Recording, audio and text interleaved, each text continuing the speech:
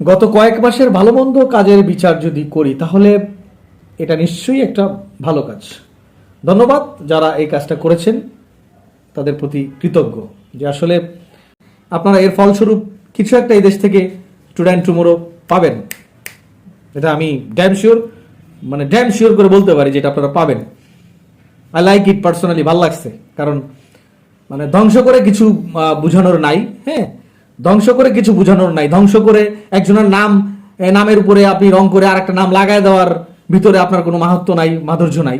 আপনি নতুন করে কিছু করেন, দেশের জন্য করেন, দশের জন্য করেন, করে সেখানে আপনি আপনার নাম দেন, করে সেখানে আপনি আপনার ট্যাগ লাগান, সেটা নিঃসন্দেহে ভালো কিছু হবে। অন্য কিছুর উপরে যাই হোক, আমার ভিডিওটা এই ডাইন বাম এদিক ওদিক যারা আছেন তারা ওইভাবে নিয়েন না, সহজভাবেই নিয়েন। আমি আসলে কি বুঝাইতে চাইছি, কারণ হচ্ছে যে সর্বশেষ আমি একজন সাধারণ মানুষ।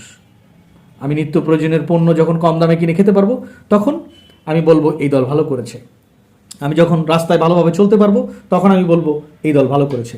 আমি যখন রাস্তাঘাটে আমার মা বোন একেবারে ফ্রি ফ্রেন্ডলি চলাফেরা করতে পারবে, ধর্ষণ হবে না, ইফটিজিংয়ের শিকার হবে না, তখন আমি বলবো এই দলটা কাজটা ভালো করেছে। সেটা জামাত ইসলাম, আওয়ামী লীগ, বিএনপি, যে কোনো দল হতে পারে। আমি আই ডোন্ট কেয়ার। আর সবাই তো ভালো বলবেন বলেন, কিন্তু আইসা তো লাস্টে শেষমেশ কেমন লাগে। এটাই রিপন ভিডিও। ঠিকানাটা আমি বলে দিই, এটা হচ্ছে রাঙামাটি আর্মি ক্যাম্পের সামনে একটি খেলার মাঠ। ওইখানটাতে যেই ভাস্কর্যটি ছিলেন বঙ্গবন্ধু শেখ মুজিবুর রহমানের, সেটিকে সুন্দর করে ওনারা র্যাপিং করে মুড়ে রেখেছেন। এটা আমি চলার পথে দেখলাম।